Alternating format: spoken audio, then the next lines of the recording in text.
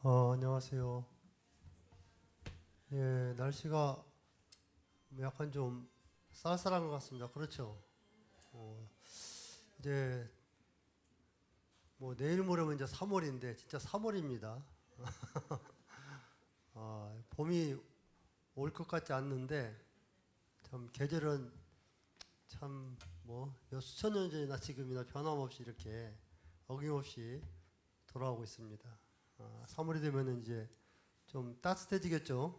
아무리 동장군이 추워도 뭐 따뜻한 봄날에는 못 이기는 것 같습니다. 사람도 마찬가지 같아요. 아무리 정말 뭐 냉정한 사람도 따뜻한 사람을 이길 수는 없는 것 같습니다. 예, 그렇다고 같이 마음을 모으고 찬미로서 예배를 준비하도록 하겠습니다. 예, 168장 참여하겠습니다. 168장.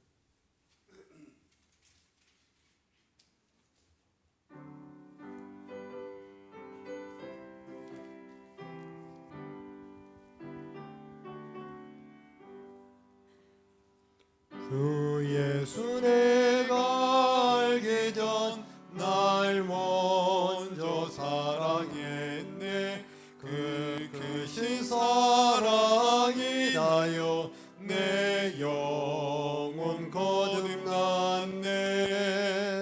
주 나의 안에 계시고 나 주의 안에 있어 저 포도비유 같으니 참 좋은 나의 친구. 내 친구 되신 예수님 날 구원하시려고 그 귀한 몸을 버리사 내 죄를 대속했네. 내 주를 항상 믿으며 그 손을 의지하고 내 몸과 마음을 바쳐서 끝까지 충성하리. 내 진실하신 친구여 그 은혜 내려주사 나랑 상보하시고 내 방패 되옵소서. 그 풍성하신 사랑을 네 능히 끊을 소냐. 날 구원하신 예수는 참 좋은 나의 친구. 아멘. 예, 170장 참여하겠습니다. 170장.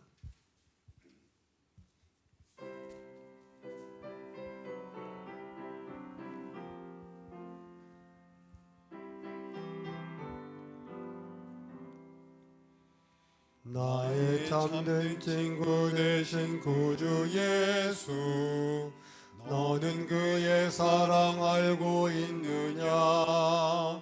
그가 나를 바른 길로 이끄시네. 다른 친구 알 수 없었던 그이 주님 외에 다른 친구 없네.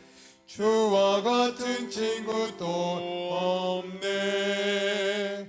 나를 죄악에서 구원하셨으니 그의 사랑 크셔라. 내가 나의 주를 처음 배웠을 때 나의 맘엔 죄가 가득하였네. 사랑으로 나를 품에 안으셔서 옳은 길을 내게 가르치셨네. 주님 외에 다른 친구 없네. 주와 같은 친구 또 없네. 나를 죄악에서 구원하셨으니 그의 사랑 크셔라. 나의 맘이 새로움은 주가 나를 사랑함을 알미세. 죽을 나를 구속하신 참된 친구 그와 만날 기쁜 나를 그리네. 주님 외에 다른 친구 없네. 주와 같은 친구 또 없네.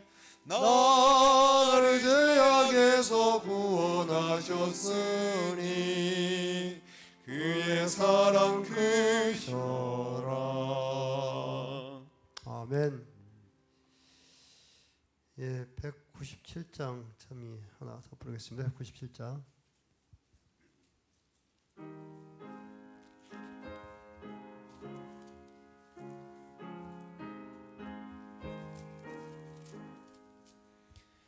오 주여 언제까지 더 지체하실지 주 더디 오심으로 내 맘이 피곤해. 광명한 아침보다 더 밝은 그날이 찬란한 영광 중에 쉬우기 바라네. 오 은혜로신 주여 언제나 오실지 너무도 지체되니 믿는 자 적도다.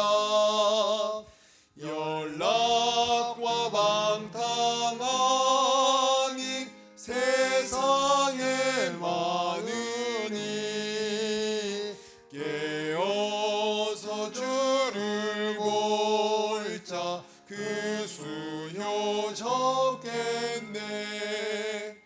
엄숙한 소리 높여 조는 자 깨우고 주 재림 가까움을 만방에 전하세.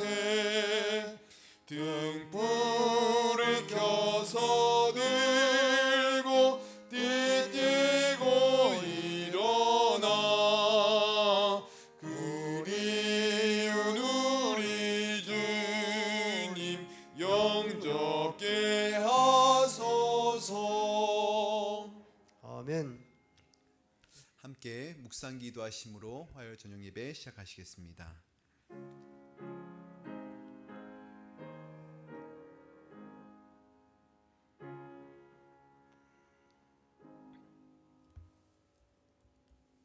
서찬미 624장 예수로 나의 구주 삼고 찬양하신 후에 회중을 대표하여 이성범 집사님께서 기도해 주시겠습니다.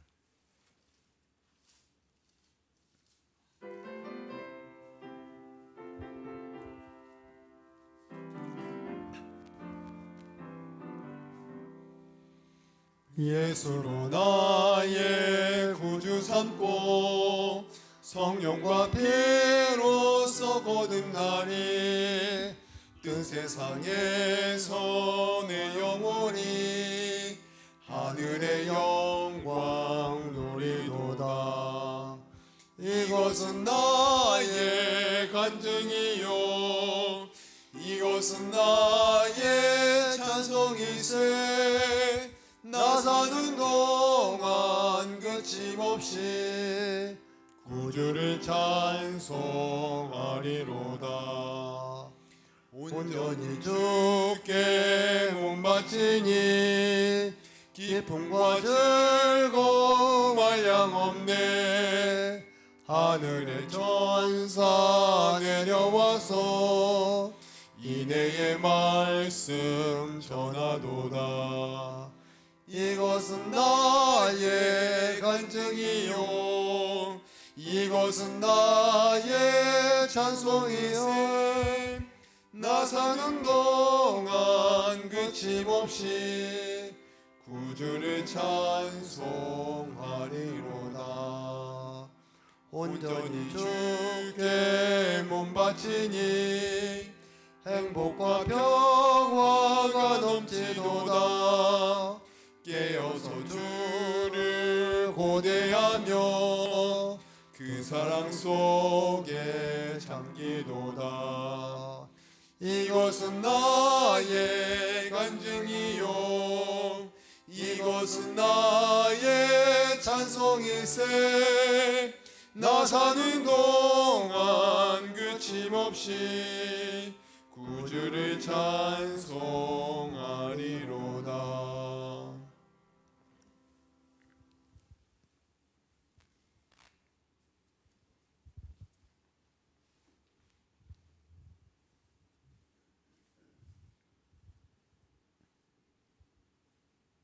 저희들을 심히 사랑하시고 매일 매 순간마다 넘치도록 사랑하시는 우리 하늘에 계신 아버지, 사랑의 예수님, 성령 하나님 진심으로 감사합니다.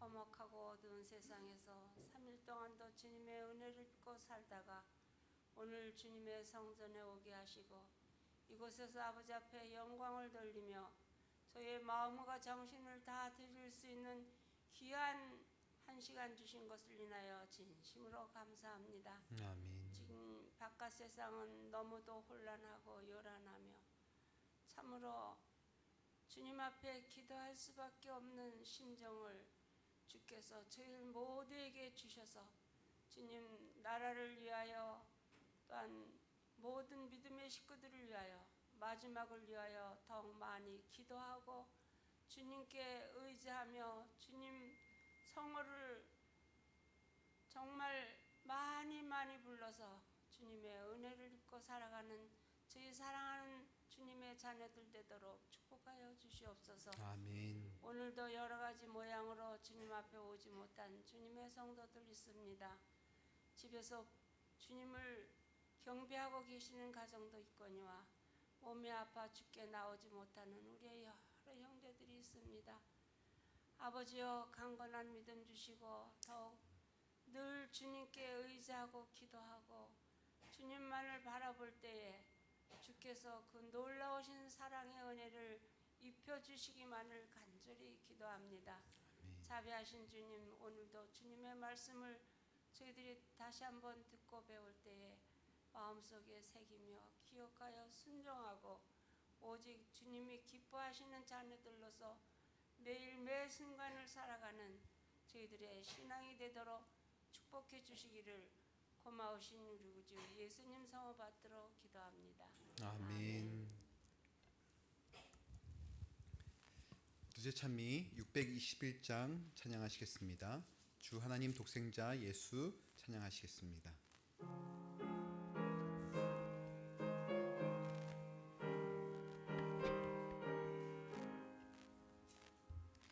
주 하나님 독생자 예수 이 세상에 보내셨네. 죄인 위해 돌아가신 주 무덤을 깨뜨리고 살아나셨네. 부활의 주 나의 참된 소망 근심 걱정 전혀 없네. 나의 구주 살아계시니 내 맘에 삶의 기쁨 넘쳐 흐르네. 귀한 아기 탄생함으로 우리에게 기쁨 된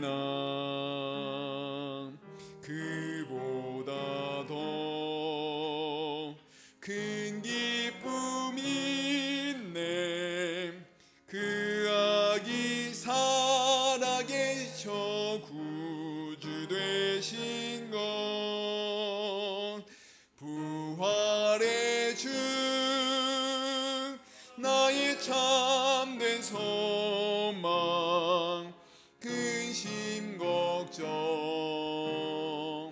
전혀 없네. 나의 구주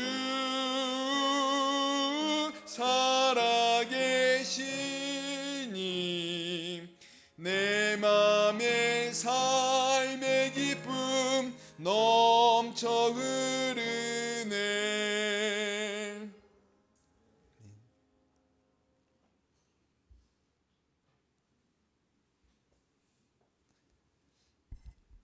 여러분 안녕하십니까? 저녁 예배에 오신 모든 성도님들을 주님의 이름으로 환영합니다.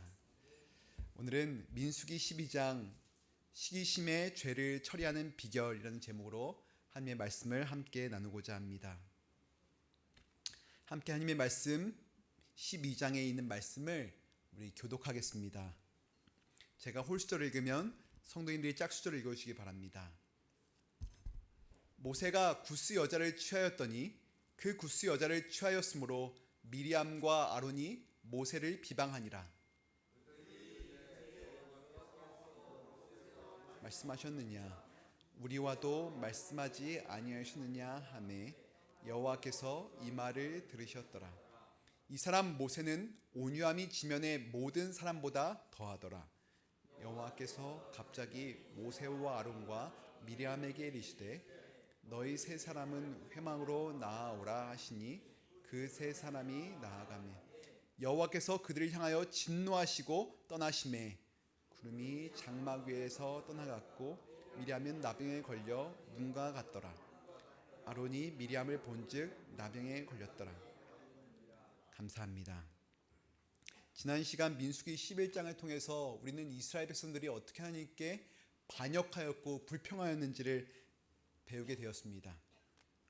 그 사건을 통해서 수많은 사람들이 전염병으로 인하여 죽게 되었었습니다. 이제 이스라엘 백성들은 다시는 원망하지 않겠죠. 그런 큰 사건을 겪었으니까. 그래야만 했습니다. 한동안 불평은 사라졌습니다. 그런데 다시 불평의 정신이 스멀스멀 올라오게 됩니다. 역사 철학자 헤겔은 이런 말을 하였습니다. 우리가 역사로부터 배울 수 있는 유일한 교훈은 우리가 역사로부터 아무것도 배우고 있지 않다는 사실이다.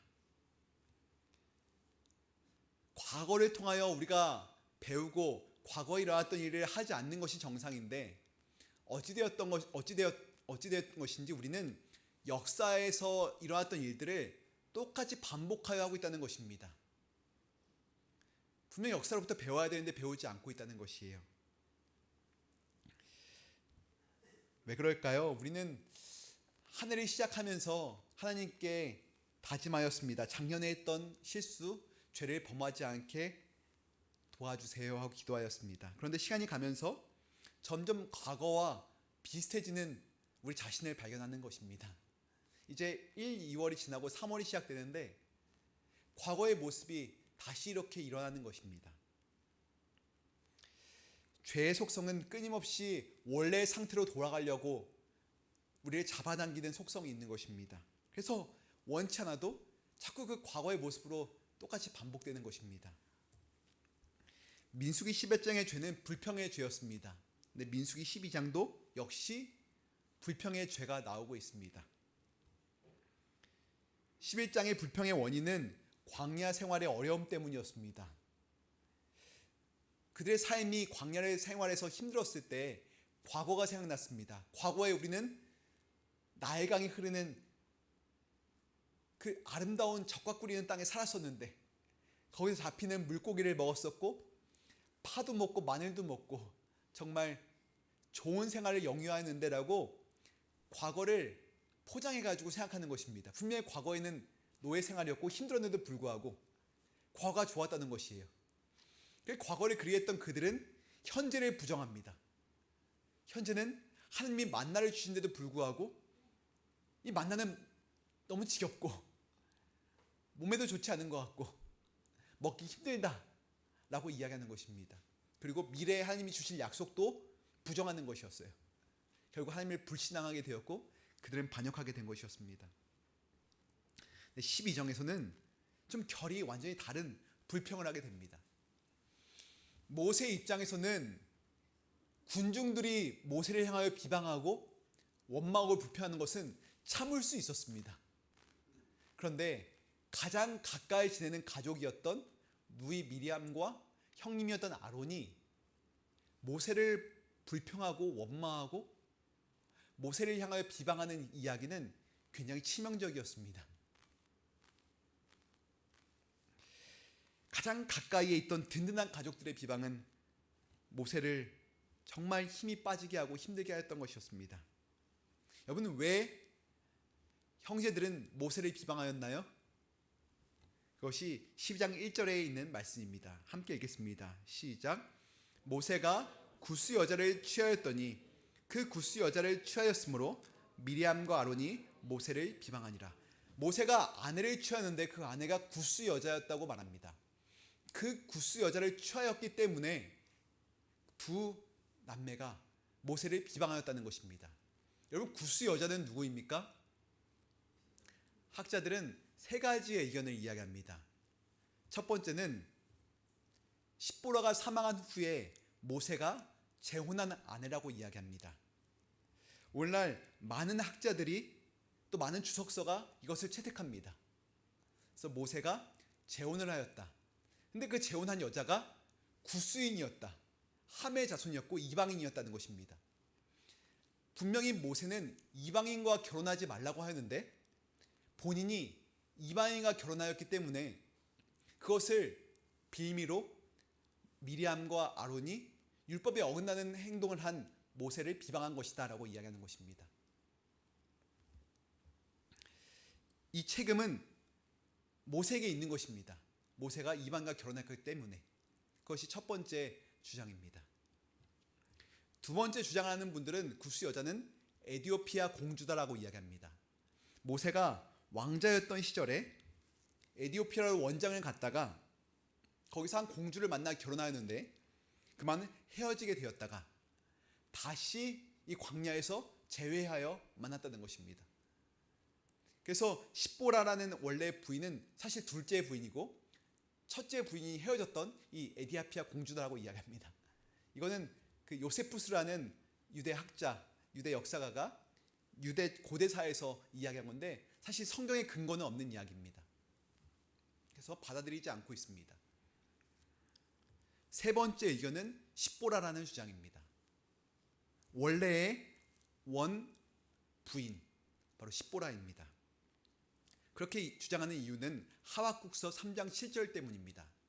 함께 글씨는 작지만 함께 읽어보겠습니다. 시작. 그가 본즉 구산의 장막이 환난을 당하고 미디안 땅의 휘장이 흔들리는도다. 여기 구산과 미디안 땅은 같은 이야기를 반복하는 것입니다. 그래서 구산이 곧 미디안이라는 것입니다. 근데 구산이 어디인가? 바로 구스라는 것입니다. 그래서 구스라는 땅과 미디안 땅은 당시에 같은 지명으로 쓰였다는 것입니다. 그래서 구산 지역이 오늘날 이집트, 에디오피아 지역이지만 미디안까지 확장되어서 그 나라가 있었다는 것입니다. 아라비아 반도의 그 미디안 땅까지. 그래서 이를 근거로 미디안의 제사장의 딸이었던 십보라는 구스 여자라고 불릴 수 있다는 것이었습니다. 그런데 이 주장에 대해 반론을 제기하는 사람들은 이렇게 이야기합니다. 왜 모세가 이 십보라와 결혼한 것이 40년이 이미 지났는데 그렇게 오랫동안 결혼 생활을 했었는데 새삼스럽게 그 형제들이 이 구스 여자와 만났다는 것을 문제 삼았을까? 그렇기 때문에 이 사람은 십보라가 아니라 십보라가 사망한 후에 모세가 재혼한 어떤 구스 지방의 여인이다라고 이야기하는 것입니다. 이 말에 대해서 어떻게 생각하십니까? 근데 저희 교회는 이 십보라는 구스 여인의 십보라라는 주장을 우리는 이 견해를 주장합니다. 왜냐하면 엘렌 화이트도 그렇게 말씀하셨고 또한 많은 성경적인 사건을 통해서 이 십보라가 구스 여자라는 것이 확신이 들기 때문입니다. 그러니까 이 반론 40년이 지났는데 왜 구태여 지금 문제 삼는 것인가? 이거에 대해서 우리는 어떻게 이야기해야 될까요?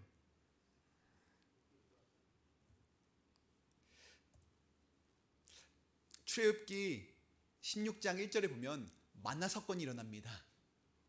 하늘에서 만나가 내리는데 그때 날짜가 나오는데 출애굽 제1년 2월 15일 날 이런 사건이 일어났다라고 이야기합니다. 그 만나 사건이 일어난 다음에 얼마 지나지 않아서 모세의 아내 십보라가 아버진 이드로와 함께 그 모세의 두 자녀를 데리고 캠프로 진영으로 들어오는 이야기가 시작됩니다. 모세가 사실 이스라엘 백성들을 구원하기 위해 애굽에 들어갈 때 자신의 부인과 아들들을 장인의 집에 미디안 땅에 남겨두고 들어갔습니다. 왜냐하면 어떤 일이 발생될지 모르고 어떤 위험이 있을지 모르기 때문에 놔두고 간 것이었습니다.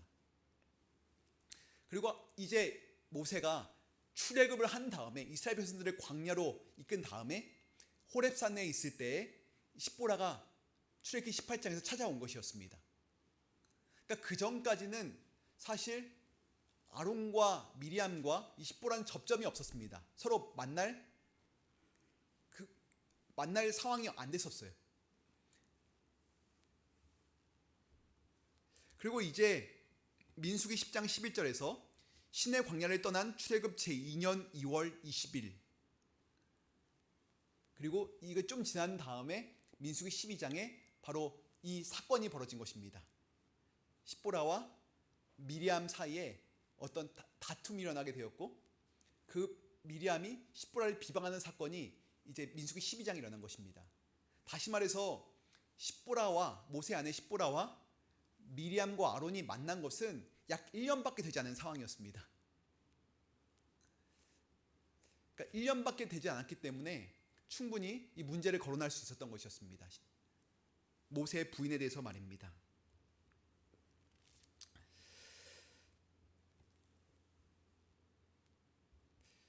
이 출애굽 노정에서 이제 십보라를 처음 만나게 됩니다. 그 전까지는 모세와 함께 이 이스라엘 백성들을 이끌었던 지도자는 아론과 미리암이었습니다.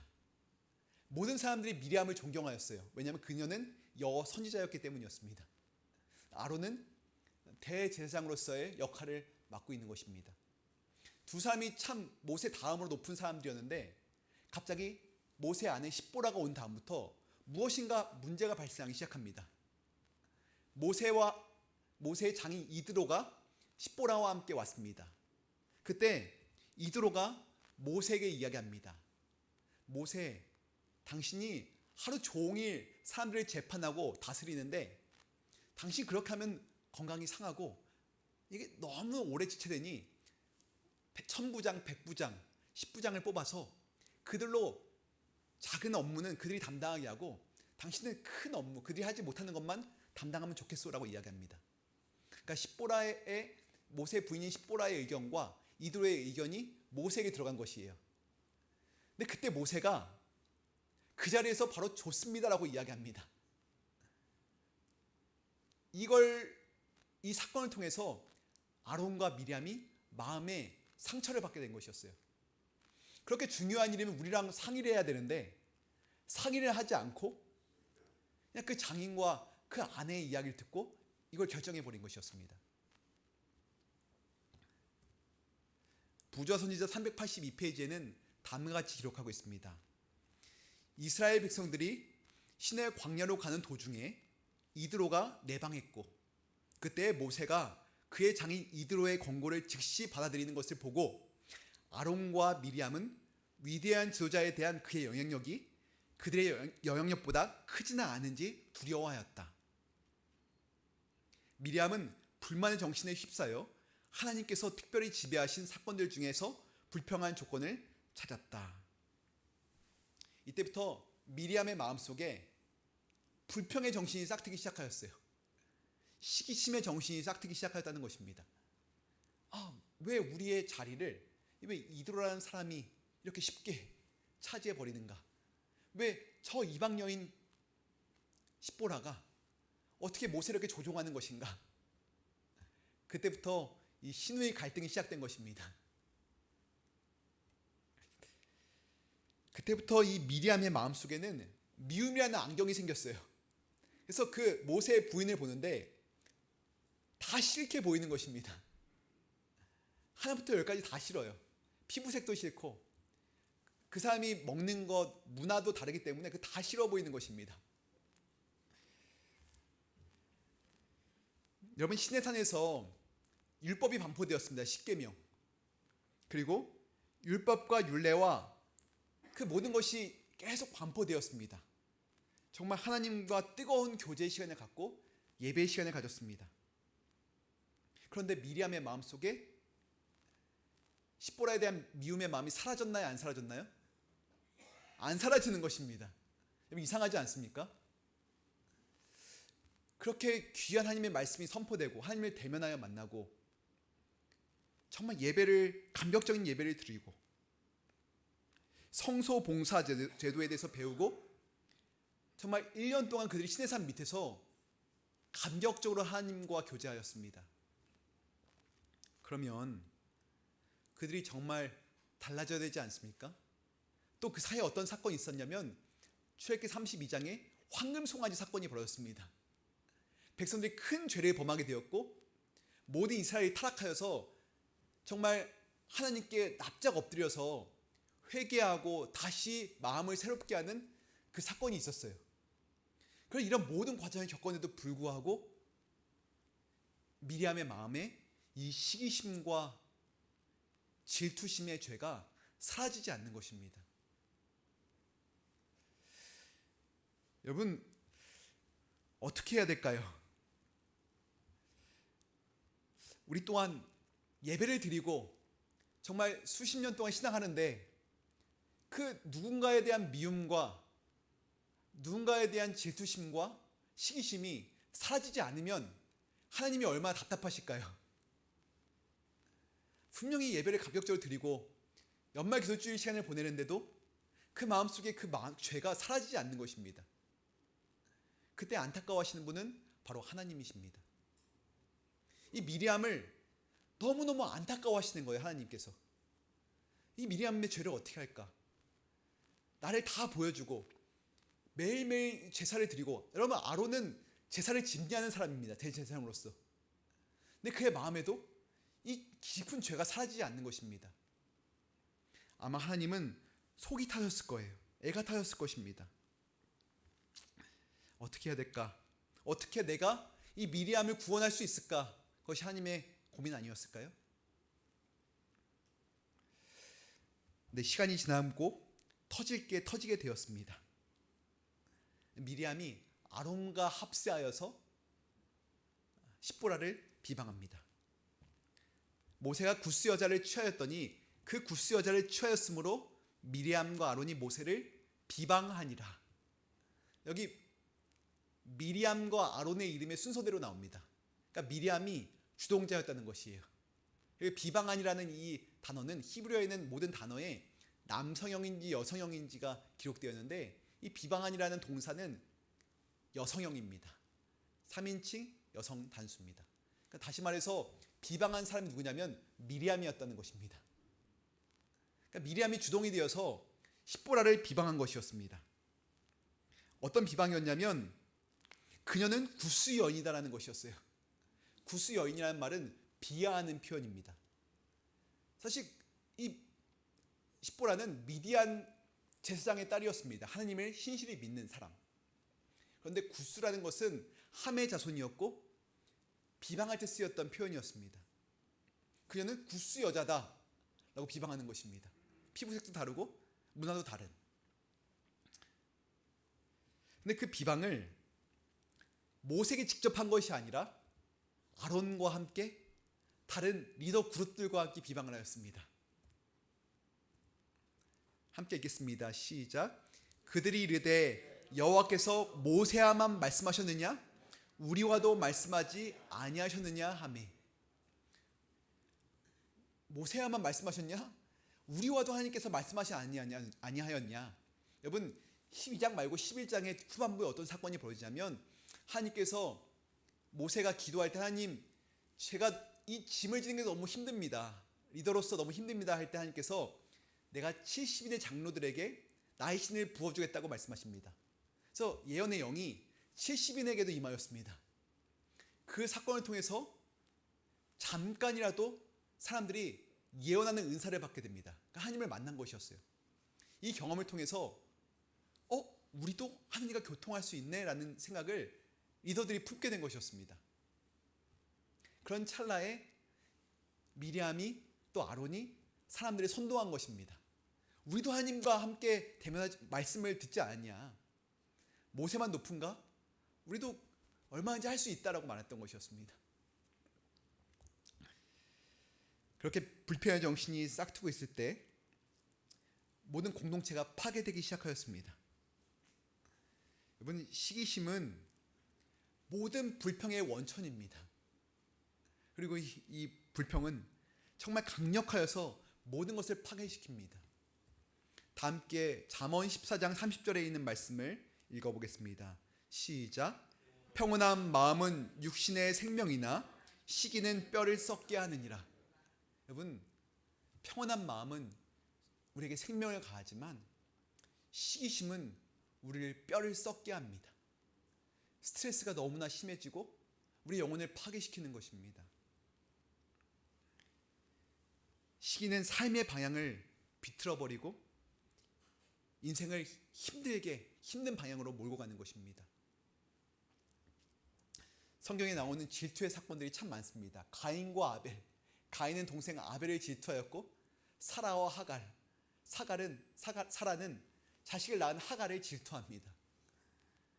요셉의 형들은 요셉을 질투하였고 사울은 다윗을 질투합니다. 그들이 질투를 시작할 때 모든 영혼이 파괴되게 됩니다. 가인은 동생 아벨을 질투하여 죽이게 되었고 요셉의 형들은 요셉을 노예로 팔아버렸고 사라는 하갈을 내쫓았고요. 사울은 다윗을 쫓아서 평생 그를 죽이기 위해서 쫓아다녔습니다. 나라를 돌보고 국정을 치리하는 것이 사울의 임무였는데 그런 걸 다 내팽개치고 그 한 사람 다윗을 죽이기 위해서 온 인생을 바쳤던 것이었습니다. 그래서 그들의 삶은 완전히 망가져버리고 그들의 뼈는 완전히 녹고 몸은 상하는 경험들을 하게 됩니다. 질투가 정말 아무것도 아닌 것처럼 보이는데 성경에 보면 그 위험성을 반복해서 말하고 있는 것입니다. 여러분, 어느 누구도 시기와 질투에서 자유로울 수 없는 것입니다. 나이 불문이고 직업 불문이고 지위 고하를 불문하고 우리는 시기심과 질투심에 의하여 뼈가 썩는 경험을 하게 됩니다. 여러분, 혹시 기둥성자라는 말 들어보셨습니까? 초대교회 때 사막에서 하나님을 만나기 위해서 수행했던 수행자들입니다. 특별히 그들이 기둥을 쌓은 다음에 그 위에서 기도하고 먹고 자면서 수행했기 때문에 그들을 기둥성자라고 부릅니다. 여러분, 그런데 문제는 이 기둥성자들이 기둥이 점점 높아졌다는 것입니다. 왜 높아졌을까요? 옆에 있는 사람과 비교하기 시작한 것입니다. 내가 기도하고 영성을 닦고 있는데 그래서 광야에서 사막에서 기둥을 쌓고 생활하는데 옆에 있는 사람이 나보다 높게 기둥을 쌓아요. 그러니까 나도 더 높게 쌓는 것입니다. 새로운 사람은 저 사람들보다 내가 더 높게 쌓는 것이에요. 그러다 무슨 일이 벌어졌냐면 기둥이 부러지면서 추락해서 죽는 사고가 발생했다는 것입니다. 여러분, 하나님을 만나기 위하여 영성을 쌓기 위해서 사막에 나갔던 사람들도 시기심이 있나요? 있다는 것입니다. 시기심 때문에 기둥을 더 높게 쌓는다는 것이에요. 여러분, 신앙인인데 목사인데 시기심이 우리 안에 있는 것입니다. 명예욕이 있고 그래서 보이지 않지만 점점 나만의 탑을 높게 쌓는 것입니다. 저 사람보다 더 내가 더 높게 있기 위해서. 이게 우리 마음에 다 있는 본능인 것입니다. 기도하는 성자들도 말입니다.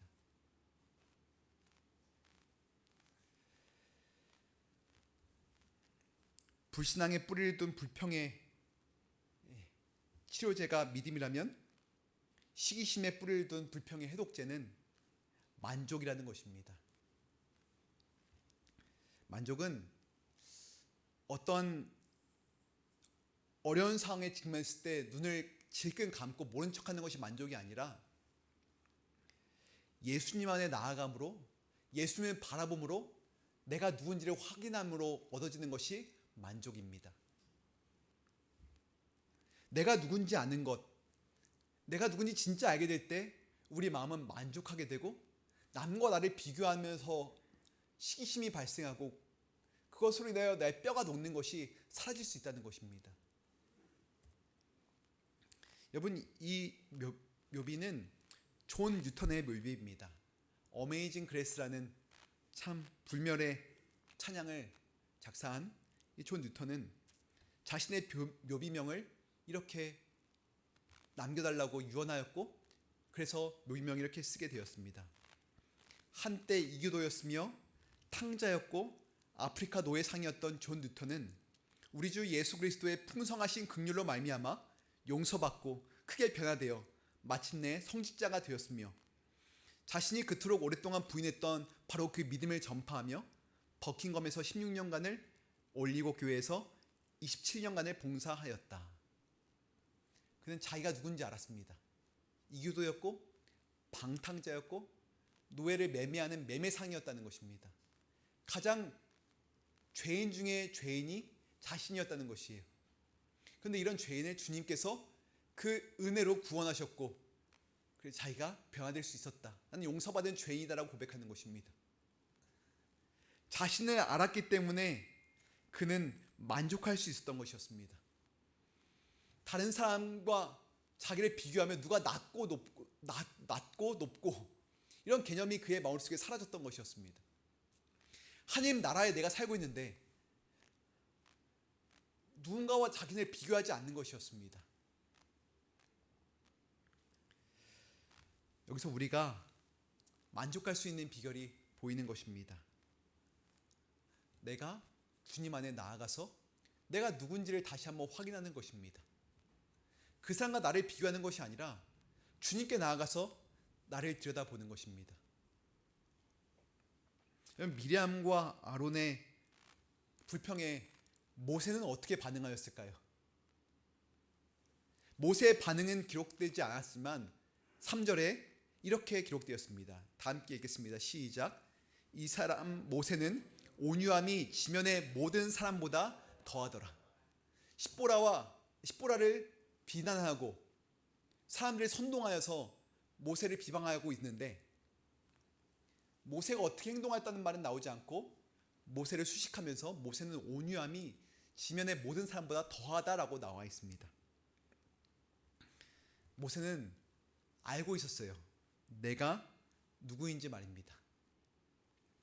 하나님 앞에 자신이 누구인지 알았던 모세는 누군가 자신을 모욕하고 자신에 대해서 비방할 때 거기에 발끈하여서 일어서지 않았습니다. 자신의 영역을 지키기 위해서 싸우지 않았습니다. 그는 묵묵히 하나님께 의지하였습니다. 그가 온유할 수 있었던 이유는 하나님께 모든 것을 드렸기 때문이었습니다. 사실 그는 온유한 사람이 아니었습니다. 사람을 죽이기도 했던 충동적인 사람이었어요. 근데 그가 하나님의 은혜로 온유해질 수 있었던 것이었습니다. 그렇게 모세가 침묵하고 견디고 온유함을 유지하였을 때 모세를 대신하여 하나님이 일하십니다. 2절 여호와께서 이 말을 들으셨더라. 하나님께서 미리암과 아론의 비방을 들으셨습니다. 그리고 하나님이 활동하십니다. 여호와께서 갑자기 모세와 아론과 미리암에게 이르시되 너희 세 사람은 회막으로 나아오라 하시니 그 세 사람이 나아가매. 하나님이 모세가 잠잠할 때 일하시는 것입니다. 이때 미리암은 하나님부터 심판을 받습니다. 그 심판은 문둥병에 걸리는 것이었어요. 여호와께서 그들을 향하여 진노하시고 떠나심에 구름이 장막 위에서 떠나갔고 미리암은 나병에 걸려 눈과 같더라. 아론이 미리암을 본즉 나병에 걸렸더라. 여러분, 하나님께서는 이 미리암의 마음에 있는 죄, 십계명을 선포하셔도 없어지지 않는 이 죄, 율례와 율법을 반포하시면서 레위기 19장에 내 이웃을 사랑하라는 율법을 주셨는데도 불구하고 여전히 죄를 품고 있던 그 미리암의 마음, 성소의 제도를 통해서 그 죽음과 제사의 방식을 통해서 여러 번 말씀하셨지만 해결되지 않았던 이 미리암의 죄를 문둥병이 걸리게 하심으로 그 죄가 얼마나 끔찍한지를 눈으로 확인시켜 주신 것입니다. 그때서야 비로소 미리암은 자신의 죄를 보게 됩니다. 아, 내 마음속에 있던 죄가 이렇게 끔찍한 죄였구나. 하나님을 진노하시게 하고 하나님으로부터 나를 분리시키는 죄였구나라는 것을 눈으로 확인하게 된 것이었습니다. 하나님의 진노는 사랑이 맞습니까? 사랑이었습니다. 어떻게 해도 변화되지 않던 미리암을 회개시키는 하나님의 사랑이었던 것이었습니다. 그러므로 심판은 하나님의 가장 큰 은혜인 것입니다. 하나님은 때로 우리의 죄를 생각나게 하시고 다른 사람의 말과 다른 사람의 모습을 통하여 우리의 죄를 보여줄 때가 있습니다. 그때 그것이 하나님의 사랑의 호소임을 기억하시게 되길 간절히 바랍니다. 아론은 문둥병에 걸려 죽어가는 그 누이를 볼 때 모세에게 달려가 호소합니다. 아론이 이에 모세에게 이르되 슬프도다. 내 주여, 우리가 어리석은 일을 하여 죄를 지었으나 청하건대 그 벌을 우리에게 돌리지 마소서. 그가 살이 반이나 썩어 모태로부터 죽어서 나온 자 같이 되지 않게 하소서. 모세에게 애원합니다. 제발 우리의 죄를 용서해 주십시오. 우리 위해 중보기도 해 주십시오. 모세가 어떻게 했을까요? 중보기도 합니다. 그 누이와 형님을 위하여 함께 기도했던 것이었습니다. 용서해 달라고. 미리암은 죄를 용서받습니다. 왜냐하면 하나님께서 그를 용서하시는 것이 목적이었기 때문이었어요. 죄를 뉘우치고 죄를 씻게 하시는 것이 목적이었기 때문에 그를 용서하십니다. 그런데 즉각적으로 그녀가 다시 그 캠프로 들어올 수 없었어요. 피부병에 걸렸기 때문에 7일 동안 진영 밖에서 격리되어 있어야 했습니다. 격리가 다 끝난 다음에 들어올 수 있었습니다. 그러면 7일 동안 미리암은 하나님과 특별한 시간을 가졌을까요? 저는 특별한 시간을 가졌다고 생각합니다. 그 7일은 미리암에게 하나님을 다시 한번 만날 수 있는 기회의 시간이었습니다. 아, 내 마음에 품고 있던 이 시기심과 이 불평의 정신이 오늘 나로 이렇게 만들었었구나. 그녀가 온 마음을 다하여 주님을 다시 부르짖고 회개할 수 있는 시간이었습니다. 이 사건이 있었기 때문에 그녀가 노년에 평안하게 잠들지 않았을까요? 그때서야 비로소 미리암은 진정한 광야의 시간을 경험할 수 있었던 것이었습니다. 여러분, 우리는 미리암보다 더 많이 불평하고 시기하며 살아가나요? 더하면 덜했지 덜하지 않습니다.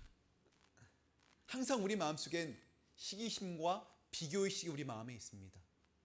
열등감이 자리 잡고 있습니다.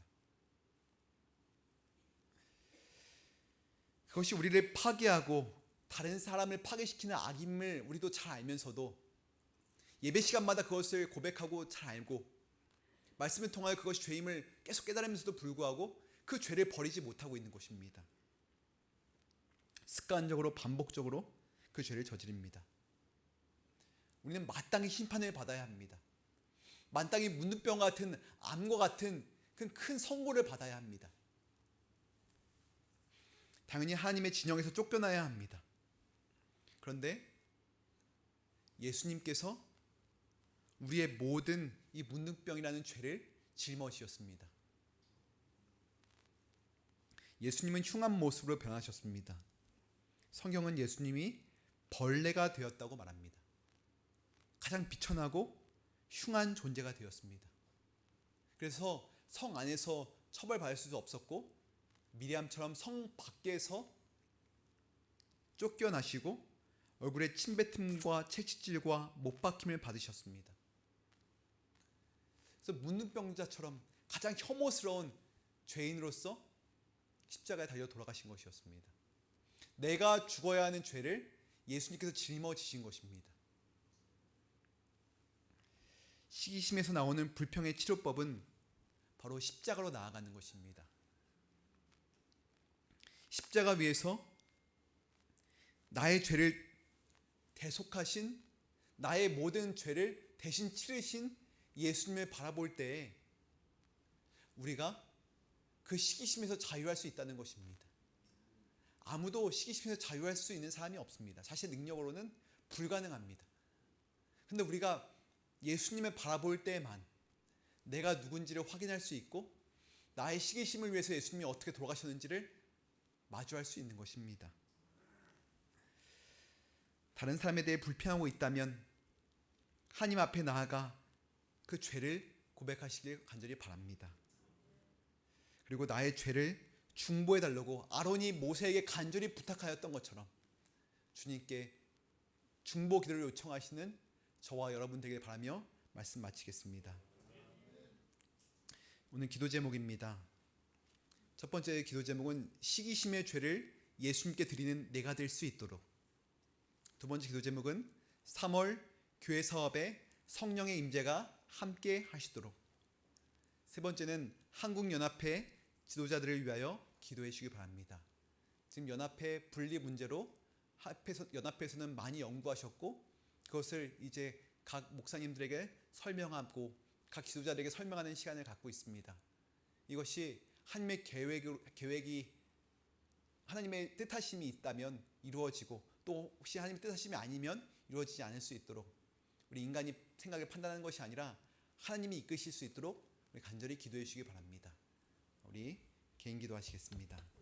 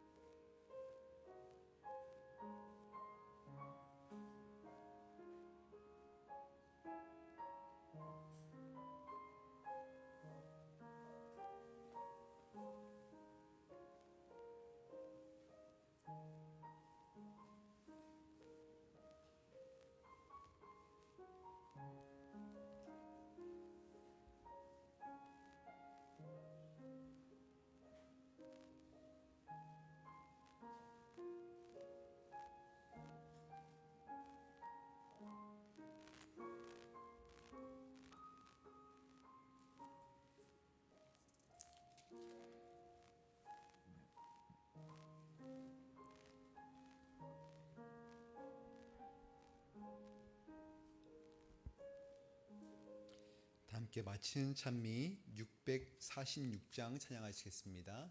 찬미가 646장입니다.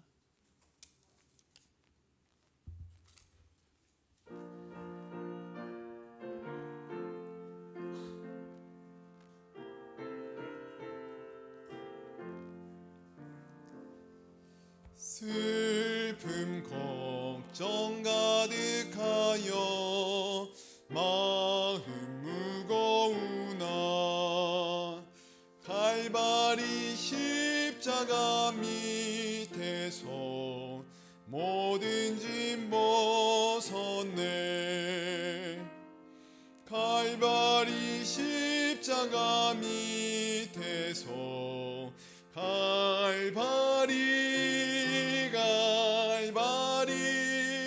갈바리 십자가 밑에서 모든 짐 벗었네. 주께 근심 다 맡기고 염려하지 말라. 갈바리 십자가 밑에서 모든 짐 벗었네. 갈바리 십자가 밑에서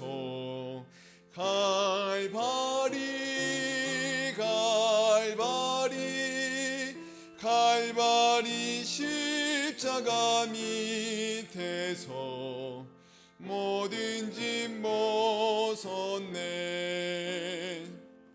맘에 고통 흘린 눈물 주가 다 보시네. 갈바리 십자가 밑에서 모든 짐 벗었네. 갈바리 십자가 밑에서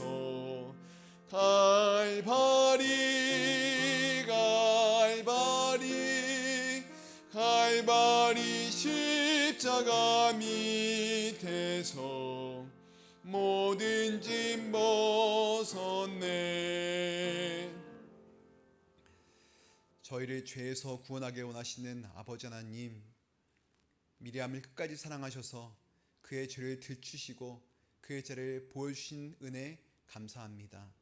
하나님, 저희의 마음속에도 예배를 드리고 수십 년 동안 신앙을 하지만 깊이 도사리고 파묻혀 있는 죄가 있습니다. 주님, 그 죄를 끄집어내어 주시고 저희가 마주할 수 있게 인도하여 주셔서 그 죄를 해결할 수 있는 용기 허락하여 주시옵소서. 그래야 저희가 마음이 자유롭게 하여 주시고 항상 마음에 기쁨이 있고 평안함이 있을 수 있도록 인도하여 주시옵소서. 그 죄를 계속 곱씹으면서 그 죄로 인하여 내 마음이 상하고 뼈가 상하는 어리석음을 반복하지 않게 도와주시고, 주님께서 갈바리 밑으로 그 죄를 가져오라 초청하실 때 아멘 하고 주님께 나아갈 수 있는 우리 모두가 될 수 있도록 인도하여 주시옵소서. 그하여 주님 다시 재림하실 때 기쁜 마음으로 주님을 영접할 수 있는 우리가 될 수 있도록 인도하여 주시옵소서. 모든 걸 주님께 의탁드리며 예수 그리스도의 이름으로 간절히 기도합니다.